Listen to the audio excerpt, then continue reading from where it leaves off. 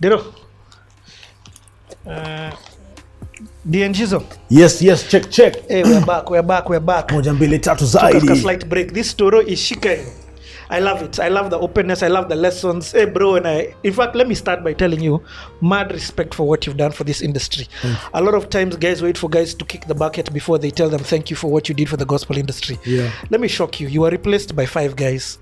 I say DNG was replaced by Esther, Giuliani, Michelle, and Riga. Yeah. What you carried, what DNG as a gospel hip hop musician did, that gap was filled by 4 people. Because you'd hit them tag guys. Yeah.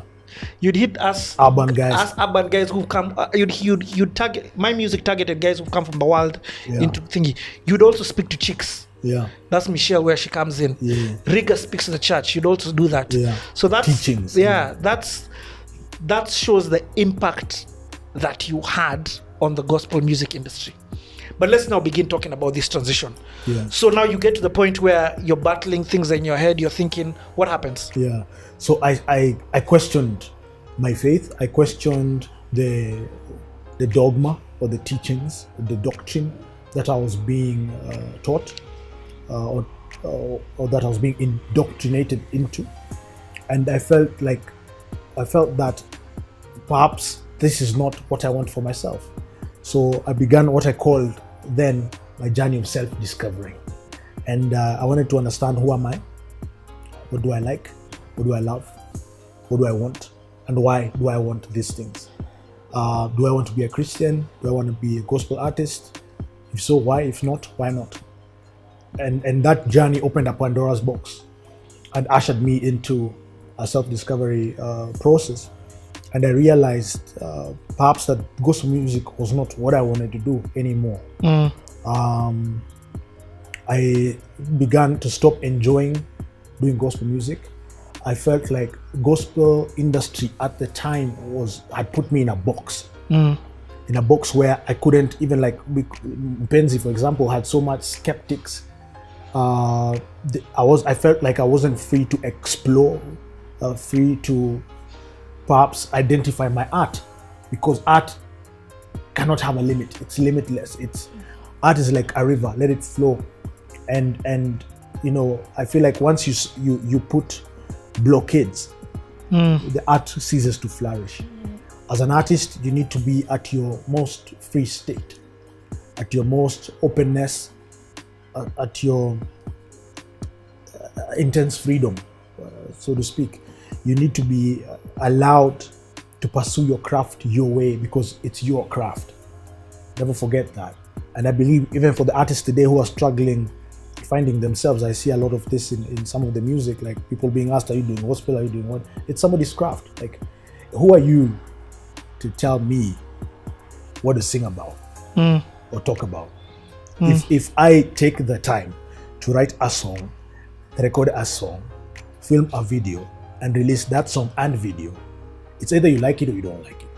But the art belongs primarily and first to the performer of that art form, and thereafter to the consumer. You can look at a painting and not like a painting, but it's perhaps beautiful to the person who painted it. That's why we have different houses. You can live here or somewhere else. There's choice. Same with music. I feel like we criticize music so much that it even stops musicians from singing what they love, like Jimmy Gate. What a story of being of experiencing a tirade of ridicule and satire and hate, that he stopped doing what he loves. Imagine. Even content creators. I, for example, have had people throw their opinions on how I should conduct my interviews, and I tell them, not interviews, they're conversations. And I can conduct them in whatever manner I want. Yes, I can interfere when I want. And that trying to get into people's boxes almost made me stop doing this. Exactly. So it has, music has fans have the potential to destroy a musician. And how they do it, or even a content creator, or let me generalize and say an artist. Because an artist can be a fashion designer, painter, a creative, a guy for websites, animation, whatever it may be. So with criticism that is not objective comes destruction of self-confidence. So what happens is a pretty saddening that they shatter potential careers that could have been great. People who could have provided and produced extraordinary art form. Because not everybody has the toughness and grit to shield their craft from external interference. You understand? It takes a lot to go through ridicule, go through hate consistently over the years and still churn out great content day after day. And funny enough, the people who produce that hate are a very small percentage. But they're loud. Yeah, they're loud, but they're a very small percentage of the population. That's something that you also need to understand. That when people are hating on you on Twitter, for example, or hating on you on IG, and some people are having conversations in their inbox, and those conversations are being screenshotted and shared as the gospel truth, or as a daily newspaper, for example, it's a small proportion of your entire fan base. So I'm saying this especially to my colleagues in the art industry or creatives. Do not let fools, and I say fools because of the level of ignorance, fools dishearten you. Do not let fools divert you from your destiny. Because somebody is shouting out loudly does not mean that they are right. The adage also says that a king or a queen does not get off their high horse to address the barking dogs. Think about that for a minute. If you watch epics, you see the chariots, you see the cartridges. It's like a convoy of chariots, so to speak, right? Or carts being pulled by horses. And the king is in that chariot or that cart with the queen or alone or with others. And on the sidelines, they are barking dogs. So what we do as artists is get off our destiny, get off our journey, get off our high horses, and start to address the doggies. The people who take time to pile hate and mud and feces on your brand are idle people. Because A-Star, if you are building your own destiny, you're building your own brand, CTA, at what point do you have the time, energy, and opportunity to pile mud on another person's brand? Piling mud, hate is projection of lack of self-confidence. It's projection of internal anger, emotional state that you cannot fathom, and then you project it onto somebody else. And that's what haters are. Yeah, haters. Yeah, good one. These negative bloggers come from that kind of space where, and sometimes I don't blame them much, because some of these challenges emanate from a place of poverty. Some of these challenges emanate from unemployment, disillusionment, and a disgruntled state of mind. So these people now project their... It's okay, you guys can pass. Peter, can cut. No, Peter, okay, we cut. Okay, you were saying the projection, just continue this projection conversation. So as I was saying, these people who are always negative about an artist or a creative or an art form or any form of production are people who are coming from a place of internal pain and anger that they need to manage, and because of the lack of perhaps ability and insight of how to manage it better, they project that rage on others, and it could be from a dark place. And a lot of that has happened for many entertainers, and that has crushed their self-belief. And when your self-belief is crushed as an entertainer, you cease to have the confidence to put out your art form into the world, to create. Because art is created at a point of vulnerability. I go to the studio and I record my song and I release it to the world to critique and to consume and to listen to and appreciate. So when it's returned with bombarding, it shatters the self-belief, and that has is what has stopped a lot of artists from continuing this journey. Let me say this. I've actually never thought about this season, because I had a few conversations with you in this season of you exiting. First of all, I'm realizing you are really young. Yeah. Do you get what I mean? Yeah. 2005, I was turning 19. What? Dude, you're a kid. What? You're turning 19, so 2006 when I was still an adolescent. What the hell? You had already achieved so much at this young age. Yeah. Risen to the top gospel artists within this sector. Correct. There are people who spoke, a person like myself, Mose Njugush, we spoke to you from a perspective of love and worry. But we also have to understand, bro, you're an adult, and part of being an adult is releasing and let this guy go and learn for himself. Yeah. And also, we don't know what your destiny is. Correct. So people have always told... Who are we to mock and to... You get what I mean? That is so profound, Esther, because people have always tried to tell me, come back to gospel, come back to salvation, come back to God. They do not know what my destiny is. They do not know my relationship with God. They do not know the reason and the backstory for my decisions. Hence why we're having this conversation today, to shed the light more. And people sometimes even positively project their own intentions of you to you. Yep. Like somebody feels like, oh, you should continue ministering to our children, so please come back to gospel music. It's like when Peter told Jesus, we are not going to let you die. Yeah. Get behind me, Satan. You're trying to stop me from doing what I was created to do. From achieving his purpose. On earth. Yeah. And even a good thing, like us, we're not asking you to leave a good thing, but that may have been stopping you from achieving a great thing. Exactly. And let me be real, you've gone out to attain 20 times more. 20 times more. You get what I mean? You're very right, Esther, and I appreciate that so much, because if I was still a gospel artist today, I bet I wouldn't be where I am today.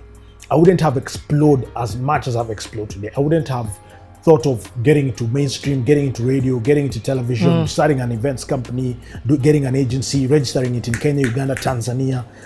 I've set up an NGO. I'm doing initiatives, Hustle Yako Punguza. I'm working with corporates, government, name it. I've done campaigns. I've done, name a brand, most likely I've worked on it. Yeah, bro, in fact, and that's why name I want any, top of your mind, top brands. Coke. Yes, next. BAT. Next. You done? Yes, I did the end of year party. Shoot another one. Let's go. My client base is across all sectors: banking, FMCG, alcohol, beverage, NGOs, oil and gas. Okay, sir.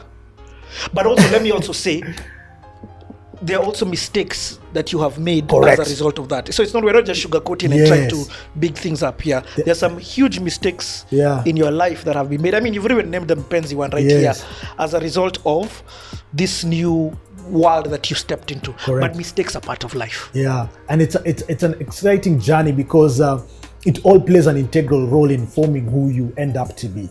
Bro, you're seated here, we're having a convo. Yeah, and you know, like, I was thinking about it with my team, and some clients have also been urging me to tell my story and reconnect the dots for my fan base and to just show how far the industry has come. And I was thinking about that, introspecting, and I was saying, this is me coming of age. How old are you right now? Here, right now. We are saying 34. I'm 34, turning 35 next year. So in some categories next year, inshallah, I'll cease being, after next year, I'll cease being a youth. So this is like my coming of age, and that's why I feel like right now I can tell my story. People have been asking me, come do an interview, but I always ask for what? So normally I do interviews to promote my brands or my campaigns and stuff, but now it's about me. I want to tell my story, and thank you so much for this opportunity. It's a great platform, most trusted platform in Kenya for open and open talk, and that's positive and proactive, and that tells a story for real. Because sometimes, and from the horse's mouth, and sometimes media, what they do, they sell a narrative, and the negative sells a lot. Like the stories that trend are not the great stories of somebody has fed 50 students in an impoverished school, or somebody has bought school uniform, or somebody has paid school fees, or somebody has given jobs to 100 young people in Kenya. Those are not the stories that trend. The stories that trend is who was screenshotting what, who was cartiering who.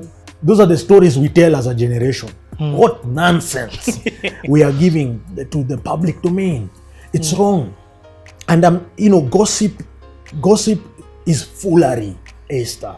I feel like we as icons, we as industry leaders, captains of industry, have a responsibility to bring back the narrative to what it should be. As media owners, as content creators, we should not be caught up in the hype of tarnishing other people's brands for a living. Surely, like I remember, times are changing, bro, and that's why I love the accessibility. When you cut out the middleman, so when you cut out the media stations and everything, and we have this conversation directly from the internet. I mean, from you to the direct audience, we can speak here for 6-7 hours. Doesn't matter.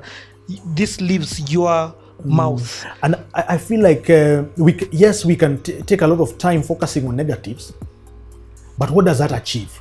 If all I have to say is what Esther did that was wrong, 1 or 2, 3 things that you've done that were wrong, rather than focusing on your entirety, your being, your contribution, your impact, surely. What are we talking about? Like, even the wrong. Let's talk about the wrong, but let's get the lessons in the. Let's get, because wrong we're all going to do. And we all make mistakes, Esther. We all make mistakes. We all have perhaps lapse in judgment. I have many times, and I don't deny your part, my part and my mistakes. Of course, there are some that people have wekelead me, notwithstanding. It doesn't really matter. I allow people to say whatever they want. I don't take people to court for tarnishing my name.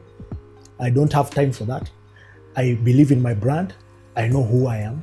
I understand myself. I understand my destiny. I understand my failures. I understand my mistakes. And I know where I'm going. Let me ask this question before we get into this song now that you've done. The first song that you recorded after this process. Where do you get that grit from? You get? And I don't mean this in a negative way when I say as a person who didn't have a father figure in their life. You get? A lot of men lack that grit. Correct. Yours is on 100, bro. You believe in yourself from the time I've known you. You speak like you're about to take over the world. I'm like, bro, you're not really taking over the world, but come on. But I act like you do, and you act like it. And no, you don't act like it. You truly believe it. And it's and it's not about what I believe. It's about what you believe about yourself. Who am I to? Exactly. You get? So I believe, like, if you're trying to take your hustle or turn it into a world-class hustle, you have to have a world-class mentality, have world-class standards and world-class expectation. And if you look at my brand, I was the first guy to be mollycoed in a newspaper because of having a technical rider in this country. What? Yes. I'm the first guy they said my technical rider had asked for drinks, I'd asked for water, I'd even asked for lavatory. You know the portaloos? It's part of my technical rider. I'm the first artist to put it on paper and force my clients to sign. Otherwise, I'm not doing this show. Do you know why? Because is crazy. I've gone to do a show for a big multinational brand in this country. I think it was Kissy, and there are no toilets. So if you want to go number 1 or number 2, it is behind the truck. Concert, Esther. In this Kenya, you think people are unscrupulous? Was this as a gospel artist? No, this was not mainstream, proper, with budget. What? Mtu amekula do ya potalu. Amekanyagia ndo amangi. You know, agencies are funny. Not every agency is professional. There are people who just do not take it seriously. So I put it in writing. And I expect my clients to fulfill their obligations that they have signed to. So when I say I need portaloos dedicated, I expect that backstage. I need a changing area. Even things like changing areas where we're not being given, you change in the car. You change in the car. Yo, bro. Male or female. Dancers are changing in the car, man. We didn't have tents at the backstage tents. So I had to put it in writing. You have to deliver this. Bro, this MC conversation I think will take 3 hours. But you go backstage, you see there's no food, there's no water. So I put it in writing. I have a basic number of bottles of water that I require. Soda, I require, if it's an alcoholic beverage, I require this one. If it's a transport, this is the kind of vehicle I require. If you are unable to provide it, give me the per diem and I will secure myself. I can drive myself even. If it's an airline, this standard. Because transport is on you. Don't tell me we'll find you at the venue. I rejected a big brand maybe 2 years back. I will not mention. Of course, brand. no problem. But I rejected them because they were able to provide the transport requirement that I wanted. A client wanted me to enter a van, come squished with guys, and go together. I'm not at that standard of life anymore. Esther. Anymore. I like that word. Yes. Umesha tama. Kitambo tungepanda hata Scania na tuende. Saa hii I have my own vehicle. You have your own vans. In fact, you have a van. Even that van I had it. I sold some of my vans. Just give me the fuel, I will drive myself. So ikakuwa ni matusi nini. I'm like, it's not a must I do this job. I also have a team, as you've seen today. I'm not a one-man show. I have people working on my brand, documenting my adventures, documenting my stage performances, taking photos of me on stage. I'm going to be the guy, I'm filming, I'm jumping on stage, I'm emceeing, I'm giving out giveaways, and I'm filming myself. The clients must understand that this is not an MC they have picked from the road. This is somebody who has built a brand for 16 years. They might take it as arrogance, but it's the truth. Bro, hold on. I want, you've teased us with this MC conversation. Let me tell you, we are going to talk about this MC thing for a minute. And Esther, can I say just something small? Of course. Ya kumalizia hapo ndio nikupatie nafasi. Uweze kuregesha gumzo hili pahali linastahili.